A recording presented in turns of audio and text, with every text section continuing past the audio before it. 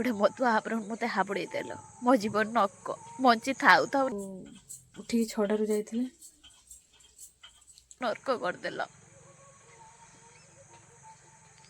मैंने मुझे ब्लॉग करी भाभी कि आज ब्लॉग करनी कौन पाई ब्लॉग करनी आपण मानू कहीदे आउ बहुत सारा कथा मोर भी आपण मान सहित आज कथा हबार था मुझे ना ब्लॉग आज करवानी तो ढेर सारा जवाब भी दबार अच्छी पचारुंट ता भितर मन भी भल ना घरे अशांति आउ काली वीडियो भी देखी तो आपण मैंने मन सीना खुशी रही तू ब्लॉग वीडियो गोटे करू अंतरात्मा तो जली जाऊँगी पुड़ी जाऊँगी कहते मन पुड़गने किए देखुची मन पुड़गने सब देखिए तो सेमती अंतरात्मा तो जलुची कांदुची आउ कहबू भी क्या कहबू किए बा शुणव तो कथा तो मोर शुणापी कहीं ना सत कथा कहीदे मोर शुणापी मो कैमेरा अच्छी मो दर्शक अच्छी मो दुख सुखर साथी मो यूट्यूब परिवार को भावे फेसबुक रो कि इंस्टाग्राम रो मु किछि भी मो को कथा कहनी मो यूट्यूब परिवार कारण मु प्रथमे पाद देइथिली मो दुख सुख देखैथिली दुख सुख सब शेयर करिथिली मो यूट्यूब परिवार सहित तो जीवन सारा मु बंची जाए केबे मो ए परिवार को मु भूलिबिनी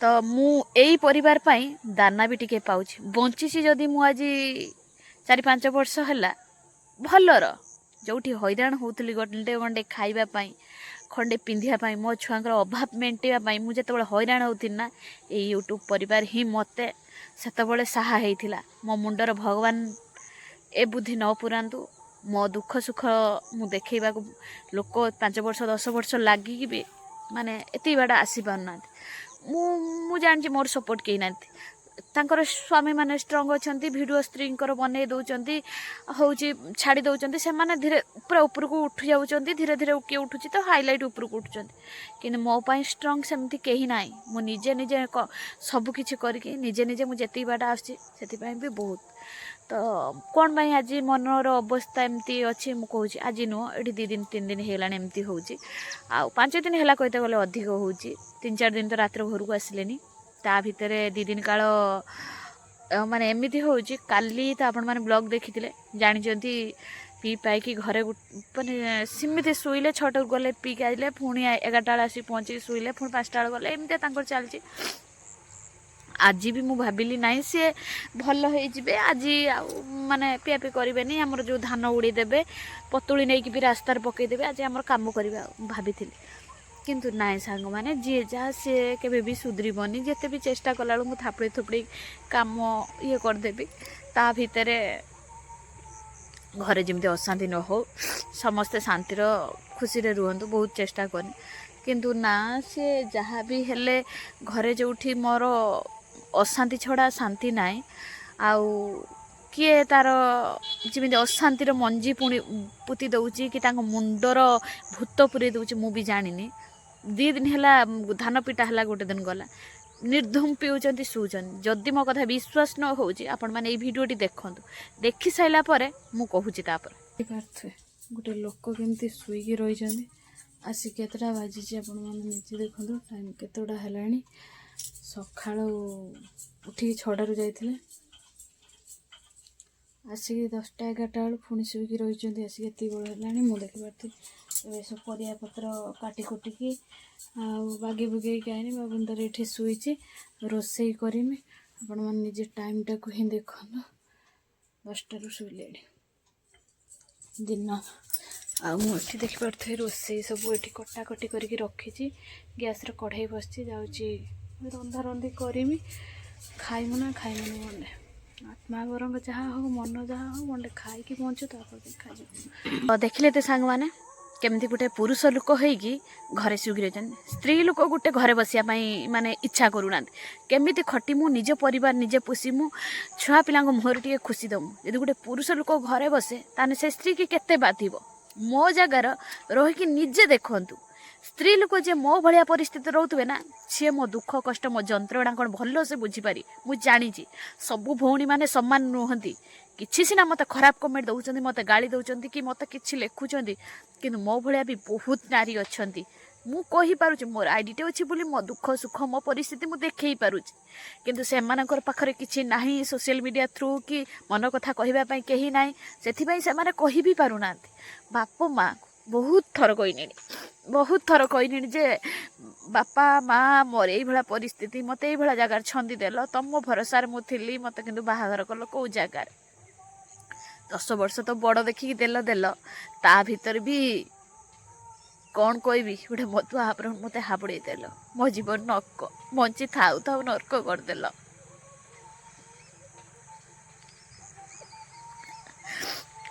ସତ କଥା କହୁଛି।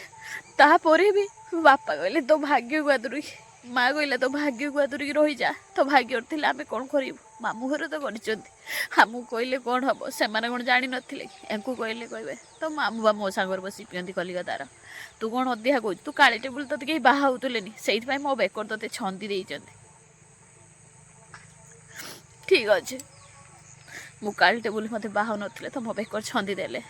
ତମେ ବାହାସାହା ହେଇସାରିଲେ ମଣିଷ ହେଇଯାଅ, ଆଗରୁ ଯାହା ଥିଲ ଏବେ ଟିକେ ମଣିଷ ହେଇଯାଅ। ନାଇଁ, 8 ବର୍ଷ କାଳ ଗୁଆର ରହି କଷ୍ଟ ସହି ବହୁତ ବଦଳାଇବା ପାଇଁ ଚେଷ୍ଟା କଲି, ବଦଳିଲେ ନାହିଁ, ଯାହାକୁ ସେଇଆ।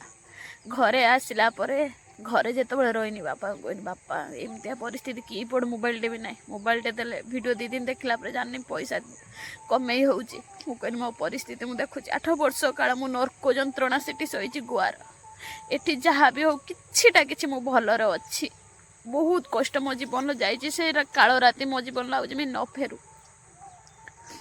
ତାପରେ ଯେତିକିଟା ଦୁଃଖ ଥିଲା, ବାବା ମୋବାଇଲ ଦେଲା ପରେ ମୁଁ ଭିଡ଼ିଓ ଆରମ୍ଭ କଲା। ଭଗବାନ ଦୟାରୁ ଏଇ ଲାଇନ୍କୁ ମୁଁ ଯେତେବେଳେ ଗଲି, ଚ୍ୟାନେଲ୍ ଆଇଡ଼ି ମୋର 6-7 ମାସକେ ମନିଟାଇଜ୍ ହେଲା। ଯେଉଁ 1500 2000 ମୋର 4-5 ମାସ ଲାଗୁ ବରଂ 8-10 ହଜାର ଯେଉଁ ଆସିଲା, 5 ମାସ 6 ମାସ ଲାଗିଯାଏ ମୋତେ 8000 ଆସିବାକୁ। ମନିଟାଇଜ୍ ହେଲା, ମୁଁ ଆଇଡ଼ି ଚ୍ୟାନେଲ୍ ଖୋଲିବା 7 ମାସ ପରେ ମୋର ମନିଟାଇଜ୍ ହେଲା। ତା 7 ମାସ 1 ବର୍ଷ ପରେ ମୁଁ ଟଙ୍କାଟେ ପାଇନି, ତଥାପି ମୁଁ ଖୁସି ହେନି। କିଛିଟା ତ ମୋ ଛୁଆଙ୍କ ମୁହଁରୁ ମୁଁ ଖୁସି ଦେଇପାରିମି। ଯେଉଁ ହଇରାଣ ହରକତର ଗୋଟେ ଟାଇମ୍ ଖାଇବା ଥିଲେ, ଗୋଟେ ଟାଇମ୍ ନାହିଁ, ପିନ୍ଧା ଚିରା ପଟା ବହୁତ ହଇରାଣ ଆମେ ଚଳୁଥିଲୁ। କିଛିଟା ଖୁସି ଦେଇପାରିବି, ଯେତିକି ବି ଆସୁଛି ସେତିକି ମୁଁ ଜାରି ରଖିମି, କେବେ ବି ହାର ମାନିବିନି। ଭଗବାନଙ୍କୁ ଡାକିକି ଚାଲିନି, ସେଇଦିନ ଠାରୁ ମୁଁ ଚାଲିଛି। ତା ଭିତରେ ମୋତେ କିଛି ଲୋକ କମେଣ୍ଟ କରୁଛନ୍ତି କି ତମେ ସବୁ ନାଟକ କରୁଛ, ତମେ ଡ୍ରାମା କରୁଛ, ଅଭିନୟ କରୁଛ। ମୁଁ ତ ତୁମମାନଙ୍କୁ କହୁଛି, ଆସିକି ଦେଖ ସେ କେମିତିଆ ମଣିଷ, ତାଙ୍କ କଥାବାର୍ତ୍ତା, ତାଙ୍କ ବ୍ୟବହାରରୁ କ'ଣ ଜାଣିପାରୁନ? ତଥାପି ଲାଗୁଛି ନା କ'ଣ ମୁଁ ଡ୍ରାମା କରୁଛି, ମୁଁ ଅଭିନୟ କରୁଛି? କ'ଣ ବୁଝିପାରୁନ? ଗୋଟେ ସ୍ତ୍ରୀର ଦୁଃଖ, ଗୋଟେ ନାରୀର କଷ୍ଟ, କ'ଣ ଯନ୍ତ୍ରଣା, କ'ଣ ବୁଝିପାରୁନ ନା? ଆଉ ତ ମୁଁ କ'ଣ କହିଲେ, ଆଉ କ'ଣ ଦେଖେଇଲେ ଜାଣି? ଆଉ ଜଣେ କହୁଛନ୍ତି ନିଶା ନିବାରଣ କେନ୍ଦ୍ର ନେଇକି ଛାଡ଼। ଗୋଟେ କଥା କୁହନ୍ତୁ, ଆମେ ଗାଉଁଲି, ହାଇରୋଡ଼ କେଉଁଠି, ଆମ ଘର କେଉଁଠି? ଏଠୁ ମୁଁ ହାଇରୋଡ଼ ଯାଇପାରିବିନି ଏକଲା, କାହାକୁ ଲିଫ୍ଟ ମାଗିନେ ଏଇଠୁ କେତେ ବାଟ ଗଲେ ହାଇରୋଡ଼ ଦେଖିବୁ। ଏତେ ଗାଉଁଲି ଭିତରେ ମୁଁ ଏପର୍ଯ୍ୟନ୍ତ ଥାନା ବି ଦେଖିନାହିଁ, ବାପ ଘରେ ବି ଥାନା ଦେଖିନାହିଁ, ମୁଁ ଏଠି ବି ଥାନା ଦେଖିନି। ଆମ ଘରୁ ବି କେହି ସେମିତି ଯାଇନାହାନ୍ତି, ଆମେ କେବେ ଥାନା ବି ଏପର୍ଯ୍ୟନ୍ତ ଦେଖିନୁ। ତାହେଲେ ମୁଁ ନିଶା ନିବାରଣ କେନ୍ଦ୍ର ସେଟା ଦେଖିମି କେମିତି? ଆଉ ତାଙ୍କୁ ନେଇକି ଯିମି? ତାଙ୍କୁ ଦେଖିପାରୁଛ ନା ସେ କେମିତିଆ ଲୋକ, ମୋ ପରିସ୍ଥିତି କେମିତି କରୁଛନ୍ତି? ଭାଷା, ଯେଉଁ ଗାଳି ଝଗଡ଼ା, ଯେଉଁ ମାରପିଟ, ଆଉ ମୁଁ ତାଙ୍କ ଉପରେ ଭାରି ହେମ ବୋଲି ଭାବି ପାରୁଛ ନା? ସେ ମୋତେ ରଖିବେ? ପିଟି ନେଇ ବାପ ଘରେ ବା ଛାଡ଼ି ଦେଇ ଆସୁଛନ୍ତି, ଡର ଭୟ କ'ଣ ଅଛି? ହଉ, ସିଏ କ'ଣ କହିବି, ମୋ ପରିସ୍ଥିତି ବୁଝିପାରୁନାହାନ୍ତି କେହି। ଆଉ କହୁଛନ୍ତି କାମ, କି କାମ କରୁଛ ତମେ? ଖାଲି କାମ କହୁଛ। ସେ ଭଉଣୀମାନଙ୍କୁ କହିଦେଉଛି ମୁଁ କି କାମ କରୁଛି? ଗୋଟେ ସ୍ତ୍ରୀ ଲୋକର କାମ କେଉଁ କାମଟା ନାହିଁ? 2ଟା ଛୁଆ, ଆହା ପତେ କହିବା ପାଇଁ କେହି ନାହାନ୍ତି। ଗୋଟେ ଛୁଆର ଲୋକ ଘାଣ୍ଟି ହେଇଯାଉଛନ୍ତି। 2ଟା ଛୁଆକୁ ଏତେ ବଡ଼ କରିବା କ'ଣ ସହଜ କଥା ଭାବୁଛନ୍ତି? ସେ ଛାଡ଼, ମୁଁ ଗୋଟେ କଥା କହୁଛି, ସକାଳୁ ଉଠିବୁ, ବାସନ ମାଜିବୁନୁ, ନା ଘର ବାହାର କରିକିବୁନୁ, ନା ଭାର ଧୋଇମିନି, ନା ନିଜେ ଝାଡ଼ା ଯିବା କତରୁ, ଗାଧେଇବା, ମୁଣ୍ଡ କୁଣ୍ଡେଇବା, ଠାକୁର ପୂଜା କରିବା, ଚୁଲିରୁ ପାଉଁଶ କାଢ଼ିବା, ଛୁଞ୍ଚ ଦେବା, ତାପରେ ମୋର ଇନଷ୍ଟାଗ୍ରାମ ଭିଡ଼ିଓ କରିମି, ତାପରେ ଚା ଫା ବନେଇକି ସମସ୍ତଙ୍କୁ ଦେବି ଖାଇବା ପିଇବାକୁ, ଛୁଆ ଯଦି ସ୍କୁଲ ଗଲେ ଖାଇବା ପାଇଁ ବନେଇକି ଛୁଆଙ୍କୁ ଦେବି, ତା ଭିତରେ ଛୁଆଙ୍କ କଥା ବୁଝି ସାରିଲା ପରେ ପୁଣି ମୋର ଭିଡ଼ିଓ, ରୋଷେଇବାସ, ଘର ଖରକା, ଲୁଗାପଟା ଧୁଆଧୁଇ, ସଫାସଫି, ତା ଭିତରେ ଅଲଗା କାମ ବି ଏକ୍ସଟ୍ରା କରୁଛି। ମାନେ କେଉଁ କାମ ଗୋଟେ ଘର କରିକି କେଉଁ କାମ ନାହିଁ। ତା ଭିତରେ ବି ମୁଁ କହିନେ କହୁଛନ୍ତି ତୁ ଭାରି ନିଜକୁ ଟେକୁଛୁ, ବହୁତ ବଡ଼ ଭାବୁଛୁ। ମୁଁ ଗୋଟେ ସ୍ତ୍ରୀ ଲୋକ, ବାହାରକୁ ବାହାରୁନି ସତ, ଏଇ ଭିଡ଼ିଓ କରୁଛି ଫେସବୁକ୍ ପାଇଁ ମୋତେ 5-7ଟା ଭିଡ଼ିଓ ତ ବନେଇବାକୁ ପଡ଼ୁଛି ନା। ମୋର ଯାହା ବି କହିକି ପକାଏ ଭିଡ଼ିଓ, ମୋର ଯାହା ବି ମୋର ଖାଏ ପିଏ ଦେଖେଇକି ପକାଏ, ବନେଇବାକୁ ପଡ଼ୁଛି, ତାକୁ ଏଡ଼ିଟ୍ କରିବା ପାଇଁ ପଡ଼ୁଛି ନା ପଡ଼ୁନି। ଇନଷ୍ଟାଗ୍ରାମ ପାଇଁ ବି 2ଟା ଭିଡ଼ିଓ ବନେଇବାକୁ ପଡ଼ୁଛି ନା, ୟୁଟ୍ୟୁବ୍ ପାଇଁ ବି ଭିଡ଼ିଓ ଦରକାର ନା। ଆପଣମାନେ କହିବେ ଏତେ ଭିଡ଼ିଓ କାହିଁକି ବନଉଛ, ଘର କାମ କରୁନ। ଠିକ୍ ଅଛି, ଘର କାମ କରିମୁ, ପେଟଟାକୁ କିଏ ପୋଷିବ? ପେଟ ଯଦି ପୋଷିବା ବାଲା ମୋର ଠିକ୍ ଥାନ୍ତା, ମୁଁ କାହିଁକି ଭିଡ଼ିଓ ଧନ୍ଦାକୁ ଆସିଥାନ୍ତି, ଏଇ ଲାଇନ୍ କି କାହିଁକି ଆସିଥାନ୍ତି? ଏଇପା କରୁଛି ବୋଲି, ପେଟଟା ପୋଷୁଛି ବୋଲି ଟିକେ ଆମେ ଶାନ୍ତିରେ ବଞ୍ଚିଛୁ। ଆମକୁ ଛାଡ଼ିକି ପଳେଇ ନେବି, କୁଆଡ଼େ ଚାଲିବ ନେବି, ଆମର ଅଭାବ କିଛି ରହିବନି। ବୁଝିପାରିଲେ? ତାହେଲେ ମୁଁ ଏ ଲାଇନ୍ କି ଛାଡ଼ିମି କେମିତି? ଯାହା ବି ହେଲେ ଯେତେ କଷ୍ଟ ଆସୁ, କାମକୁ କାମ ବି କରିମି ସବୁ, ତା ଭିତରେ ଭିଡ଼ିଓ ବନେଇବା ସହଜ ବୋଲି ଭାବୁଛନ୍ତି କି? ଦିନକୁ ତ 15ଟା ଭିଡ଼ିଓ ବନେଇବ, ଏଡ଼ିଟ୍ କରିବ, ଟାଇମ୍ ବାଇ ଟାଇମ୍ ଅପଲୋଡ଼ କରିବ, ତା ଭିତରେ ନିଜର ଘର କାମ ବି ସବୁ ଚାଲିଥିବ। ହାତ ବୁଲେଇ ଦେଲା ଭଳିଆ ଭାବୁଛନ୍ତି ବୋଧେ, ଚୁଟକି ମାରିଦେଲା ଭଳିଆ ଲାଗୁଛି, କାରଣ ସେଇଭଳିଆ ଷ୍ଟେପ୍ରେ ରହିନାହାନ୍ତି ନା। 15ଟା ଭିଡ଼ିଓ, ଫଟୋ 3-4ଟା। ଆପଣମାନେ ଭାବୁଥିବେ ଏତେ ଯଦି ସବୁ ମୁଁ କରୁଛି ତାହେଲେ ଲକ୍ଷ ଲକ୍ଷ ଟଙ୍କା କମଉଛି। ନାଇଁ, ସେମିତି ବି ଲକ୍ଷ ଲକ୍ଷ ଟଙ୍କା ମୁଁ କୋଉଟାରୁ କମଉନି। ଆଶା ଆଜି ନ କମେଇଛି କାଲି କମେଇବି, ଆଶା ଗୋଟେ ରଖିଛି। କାହାର ଗୋଟେ ସ୍ୱପ୍ନ ନଥାଏ? ଆପଣମାନଙ୍କର କ'ଣ ଗୋଟେ ଭଲ ଘର ଖଣ୍ଡେ, ଭଲ ଖାଇବା, ଭଲ ପିନ୍ଧିବା ସ୍ୱପ୍ନ ନାହିଁ? ଗୋଟେ ଭିକାରୀ ହେଲେ ବି ତାର କିଛି ସ୍ୱପ୍ନ ଥାଏ। ମୋର କ'ଣ ସ୍ୱପ୍ନ ନାହିଁ? ଆଜି ନ ମିଳିଛି ମୋତେ କାଲି ମିଳିବ। ଆଜି ଯଦି ମୋତେ କେଉଁଠି 100 ଟଙ୍କା ମିଳୁଛି, କାଲି ହୁଏତ 1000 ଟଙ୍କା ମିଳିବ। ଏହି ଆଶା, ଏଇ ସ୍ୱପ୍ନକୁ ଧରିକି ମୁଁ ପରିଶ୍ରମ କରି ଚାଲିଛି। ମୋ ଦ୍ୱାରା ଯେତିକି ହେଇପାରୁଛି, ମୁଁ ଭଲ ଭଲ ଜାଗା ନ ଯାଇପାରେ, ଭଲ ଭଲ ପିନ୍ ପାନ୍ ହେଇକି ସାଇଜ୍ ମାଇଜ୍ରେ ରହିକି ଭିଡ଼ିଓ ନ କରିପାରେ, ମୋ ଘରୋଇ ଯେଉଁ ଚିରା ଫଟା ପିନ୍ଧୁଛି, ଯାହା ଖଟା ଲୁଣ ତେଲ ସଉଦା ଯାହା ଖାଉଛି, ଭିଡ଼ିଓ ବନଉଛି। ସେଇ ତାର ମୁଁ ଦିନକୁ 15ଟା ଭିଡ଼ିଓ ବନେଇବି, ଫଟୋ 3-4ଟା ପକେଇବି। ତ ମୋତେ ସମୟ ହିଁ ଟିକେ ଫୁର୍ସତ ମିଳୁନି। ଜଣେ ଯଦି ରୁହନ୍ତା କେବଳ ମୋବାଇଲ ଧନ୍ଦାର, ହଁ ରୁହନ୍ତା କେବଳ ମୋବାଇଲର, ସେ ମାନେ ପୁରୁଷ ଲୋକ ରହିଲେ ତାଙ୍କର ଫେସବୁକ୍, ଇନଷ୍ଟାଗ୍ରାମ, ୟୁଟ୍ୟୁବ୍ ପାଇଁ ଭିଡ଼ିଓ ନିର୍ଧୁମ ବନେଇଲେ, ମଜୁରୀଟେ ବାହାରିଗଲା, ଆରାମରେ ଚଳୁଛନ୍ତି। କାହାର ଯଦି ଭଲ ଭିଉ ଯାଉଛି ବି, ଆହୁରି ଭଲ 2 ପଇସା ଇନକମ୍ କରୁଛନ୍ତି, ଘର ଦ୍ୱାର ଗାଡ଼ି ଘୋଡ଼ାର ସ୍ୱପ୍ନ ତାଙ୍କର ପୂରଣ ହେଇଯାଉଛି। ମୋର କିଛି ନହେଲେ ମୋ ସଉଦାପତ୍ର ଖର୍ଚ୍ଚ ତ ଚଳୁଛି ନା। ଜଣେ ଯଦି ରୁହନ୍ତା କେବଳ ମୋବାଇଲ ଧନ୍ଦା, ଜଣେ ରୁହନ୍ତା ଘର କାମ, କିନ୍ତୁ କ'ଣ ମୁଁ ପୁରୁଷ ସ୍ତ୍ରୀ ସବୁ ପ୍ରକାର ହେଉଛି, ଟଙ୍କା ବି ରୋଜଗାର କରି ପରିବାର ବୋଝ ମୁଣ୍ଡେଇବି, ତା ସହିତ ଘର କାମ ବି ସବୁ କିଛି କରିମି। ତ ମୋତେ କଷ୍ଟ ହେଉଛି ନା ହେଉନି? ଆପଣମାନେ ଭାବୁଛନ୍ତି କାମ କାମ, ଗୋଟେ ଦିନ ରହିକି ଦେଖ ମୋତେ ଫୁର୍ସତ ମିଳୁଛି କି ନାହିଁ, ମୋତେ ସ୍ତ୍ରାଇ ମିଳୁଛି କି ନାହିଁ। ଦିନ ରାତି ମୋର ଚାଲିଥିବ। ଛାଡ଼, ମୋ ଜାଗାରେ ରହିନାହାନ୍ତି ନା, ବୁଝିବେନି ମୋ ଦୁଃଖ ଦରଦ କ'ଣ, ବୁଝିବେନି। ମନ କଥା କହିବା ପାଇଁ କେହି ନାହିଁ। ବାପା ମାଆଙ୍କୁ କହି କହିକି ଛାଡ଼ି ଦେଇଛି, ଭାଗ୍ୟକୁ ଆଦୁରି ନେଇଛି। ଆଉ ଗୋଟେ କଥା, ମନ ଭଲ ଲାଗିଲାନି ଘର ଭିତରେ, ସତ କଥା କହୁଛି।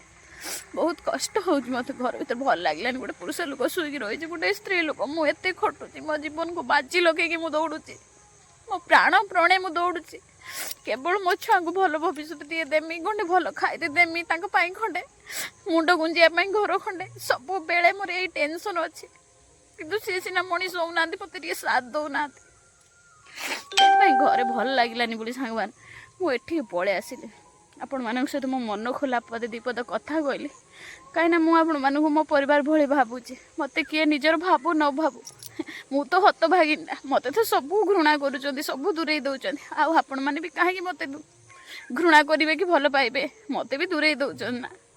ନାଁଟା ସିନା ଭଗବାନ ମୋତେ ଶୁଭ ଦେଇଛି। ମୋ କାହାଣୀ ଲେଖା ହେଲେ ବହୁତ କିଛି ଲେଖା ହେବ। ମୋ ଜୀବନରେ ଯାହା ଯାହା ଘଟି ଯାଇଛି, ଶାଶୁ ଶ୍ୱଶୁରଙ୍କ ଯାହା ବି ମୋ ଉପରେ ହଇରାଣ ଟର୍ଚର, ଏପର୍ଯ୍ୟନ୍ତ କିଛି ବି ଆମକୁ ମିଳିଲାନି। ଶାଶୁ ଶ୍ୱଶୁର ଗଲେଣି ବି, 12-13 ବର୍ଷ ହେଇଯିବ ବାହାଘର, ଆମେ କ'ଣ ଭାଗ ମାଗ ପାଇନୁ, ଚାଲିଗଲେଣି ସେମାନେ, ତଥାପି ଏପର୍ଯ୍ୟନ୍ତ ମିଳୁନି। ଏ ଲୋକଟା ଠିକ୍ ହେଲେ ମୁଁ ଭାବୁଥିଲି ଧାନ ମାନ ସବୁ କାମ ସରିଗଲା ପରେ ତାଙ୍କୁ କହିଥାନ୍ତି, ଭଦ୍ରଲୋକେ ଡାକି କ'ଣ ଗୋଟେ ଫଇସଲା କରିଥାନ୍ତେ। କିନ୍ତୁ ଏ ଗୋଟେ ଲୋକ ତ ହେଇ ତ ରୁଲ୍ କାଢ଼ିକି, ଦୁନିଆ ନାଟକ କାଢ଼ିକି କେମିତି ହେଉଛନ୍ତି। ପିଇକି ଆଇନେ ସୁଧି ପକେଇବ, ମାରତେ ଦୌଡ଼ିବ, ହାଣିତେ ଦୌଡ଼ିବ। ନ ପିଇଥିବ ଯଦି ପୁରା ଜୁକ ଭଳିଆ, କୁକୁର ଭଳିଆ ରହୁଛ। ତ ଧାନ ଭାନ କାମ ସରିଥିନେ କ'ଣ ଗୋଟେ ନହେଲେ ଭଦ୍ରଲୋକେ ଡାକିକି କ'ଣ ଗୋଟେ କହିକି ଆମର ଫଇସଲା କରିଥାନ୍ତେ, କି ଆମକୁ ଭାଗ ମାଗ କ'ଣ କିଛି ମାଗିଥାନ୍ତେ। କାହା ଭରସାରେ ମୁଁ ଷ୍ଟ୍ରଙ୍ଗ ହେମି, କାହା ଭରସାରେ ମୁଁ ବାଟ ଚାଲିମି, କେହି ବି ସାହା ନାହିଁ। ଗାଁ ତ ଏମିତିଆ ଭିତରେ ଯେ ଏଠିକି କେହି ଆସିବା ପାଇଁ ସାହସ କରିବେନି, ଏ ଯେଉଁ ଭିତରେ ଗାଁ। ତଥାପି ଛାଡ଼, ମୁଁ ଜୀବନକୁ ବଞ୍ଚେଇଛି, ମୋ ଛୁଆଙ୍କ ଜୀବନକୁ ବଞ୍ଚେଇବା ପାଇଁ। ମୋ ଭାଗ୍ୟକୁ ମୁଁ ଆଦରି ନେଇଛି। ମୋ ଦୁଃଖ ସୁଖ ଯେତେବେଳେ ଯାହା ହେବ ଦେଖିବା। ଛାଡ଼ନ୍ତୁ, ମୋ ଦୁଃଖ କହିଲେ ଯେଉଁମାନେ ମୋତେ କମେଣ୍ଟ କରୁଛନ୍ତି, ଯଦି ଠିକ୍ ମଣିଷ ହେଇଯିବ ନା, ମଣିଷ ହେଇଥିବ ମୋ ପରିସ୍ଥିତି ବୁଝିପାରିବ। ଆଜି ତମ ମା ଭଉଣୀ ସହିତ ଯଦି ଏମିତି ଘଟିଥାନ୍ତା, ମୁଁ ଭିଡ଼ିଓ କରିକି ଦେଖେଇ ଦେଉଛି ନା, କାରଣ ସେଇଟାରୁ ହିଁ ମୁଁ ବଞ୍ଚିଛି। ମୁଁ ସେଇ ମୋ ଘରେ ଯାହା ଘଟୁଛି ସେଇଆ ହିଁ ମୁଁ ଦେଖେଇବି, ସେଇଟାରୁ ହିଁ ମୁଁ ବଞ୍ଚିଛି। ଯଦି ଭୁଲ ଥିବ କ୍ଷମା କରିଦେବେ। ରହିଲି ସାଙ୍ଗମାନେ।